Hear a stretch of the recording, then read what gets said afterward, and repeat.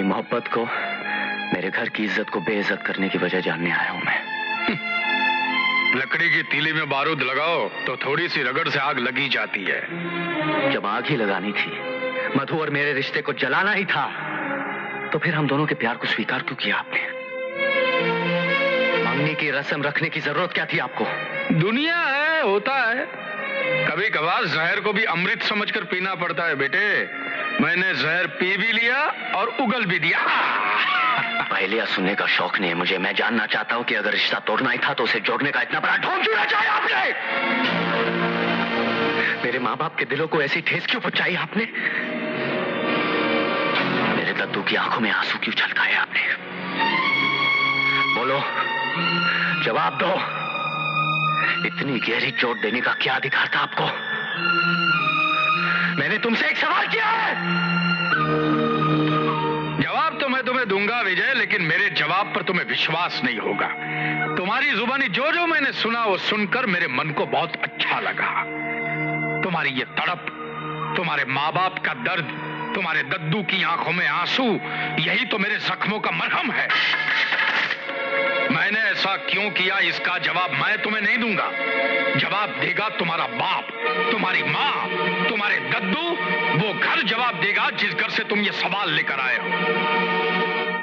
ये फाइल लेकर जाओ और अपने बाप को दिखाओ। उसके बाद दोबारा मुझसे कभी सवाल करने की जरूरत नहीं करोगे।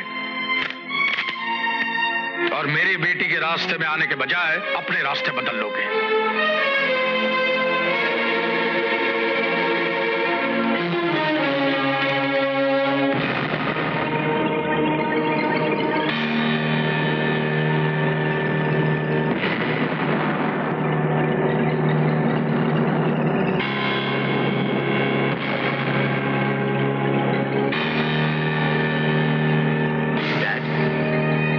तस्वीर है ये? कौन है ये?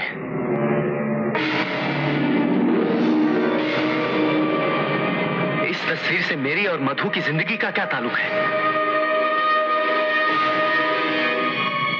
डैड, आपकी ये खामोशी मेरे दिल में हजारों सवालों का तूफान पैदा कर रही है।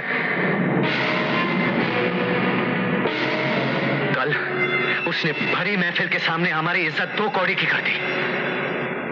ऐसा कौन सा गुनाह किया है आप लोगों ने जिसका इकरार भी नहीं कर सकते? डैडी, आपकी खामोशी आपके जुर्म का ऐलान कर रही है। मेरे मन में शक हो रहा है। मुझे जवाब तो दो। क्या मैं ये समझ लूं कि आप गुनहगार हैं, सुखराम के दोषी हैं? बस। बहुत जहर उगल चुका तू। एक लफ्ज भी आगे बोला तो हलक से जबान खींच लूंगा तेरी मैं। हमने बड़े अरमानों से पाल पोस के तुझे बड़ा किया, लेकिन तू इतना बड़ा नहीं हुआ कि अपने बाप से ऐसे बेहुदा सवाल करेगा। क्या जानना चाहता है तू? तू सच्चाई के चेहरे से चादर हटाना चाहता है? हकीकत के आईने में सच्चाई की सूरत देखना चाहता है? तो मुझसे पूछ, मैं दिखाता हूं तुझे वो सूरत। मैं तुझे बताता हूं कि उस वक्त क्या हुआ था। नहीं नहीं डैडी, आप ऐसा नहीं करेंगे। आज मुझे मत रोक, वरना सारी जिंदगी एक बाप को अपने बेटे के सामने मुजरिम की तरह सर झुका के खड़ा रहना पड़ेगा, और इसको इतनी बड़ी सजा मैं नहीं दे सकता। बेटा, आज मैं तुझे सच्चाई का एक एक शब्द बता दूंगा, लेकिन इससे पहले कलेजे को पत्थर।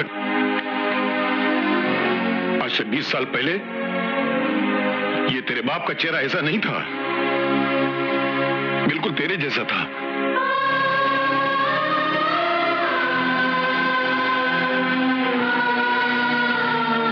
वो चेहरा मैंने बदला, हाँ मैंने, लेकिन ये चेहरा बदलने की नौबत क्यों आई वो भी सुन ले बेटा।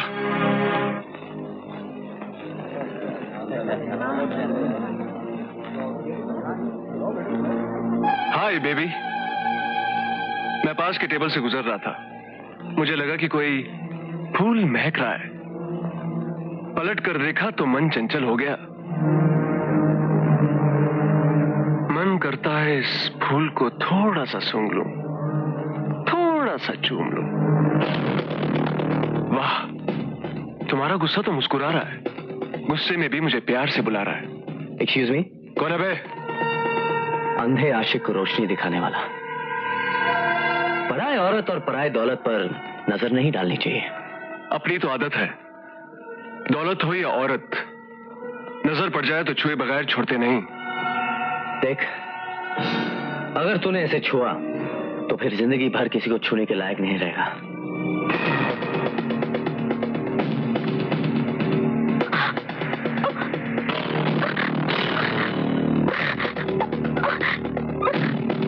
मैंने क्या कहा था?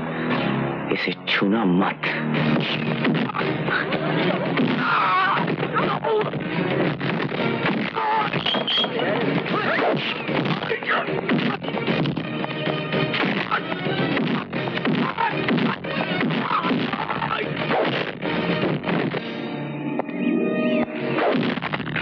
इसी हाथ से उसे छुआ था ना?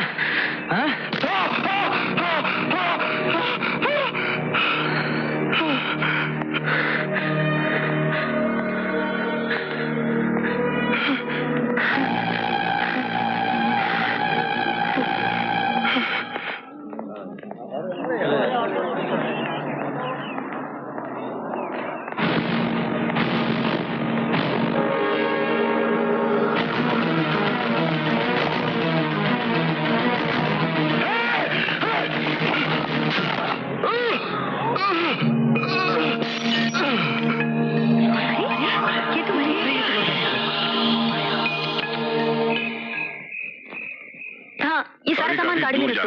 भाई साहब, ये गलत बात है। क्या आज ही जाना जरूरी है? भाभी, शादी सर पे आ गई है, मुश्किल से 10 दिन बाकी हैं। सारे काम अधूरे पड़े, आज जाना ही पड़ेगा। यार डॉक्टर, अगर 2 दिन और रुक जाएगा तो क्या फर्क पड़ेगा? तू समझता क्यों नहीं यार? शादी में 10 दिन कैसे गुजर जाते हैं पता ही नहीं चलता है। और फिर अपने बच्चों की शादी है, इनमें तो मैं कोई कसर छोड़ने वाला नहीं, क्योंकि मुद्दतों बाद अपने घर में खुशियों की शनाइयां बज रही हैं। ये खुशी तो हम बड़ी धूम से मनाएंगे। बेटा, अपना ख्याल रखिए।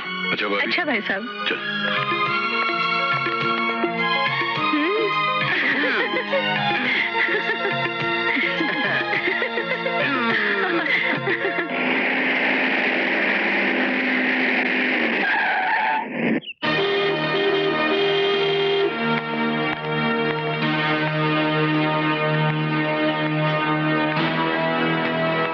क्या कैसे आना हुआ इंस्पेक्टर साहब? कुछ लोग हैं जिन्हें आपके घर का पता नहीं मालूम था, सो घर दिखाने के लिए मुझे उनके साथ आना पड़ा। कौन लोग? कौन है ये लोग? हम उसके भाई हैं जिसकी मौत की वजह तू है। तुमने हमारे एक भाई को मौत की नींद सुला दिया, मगर आज हम तेरे पूरे खानदान को मौत की नींद सुलाने आए हैं। खबरदार, जो किसी ने मेरे बेटे को हाथ लगाने की कोशिश की तो अरे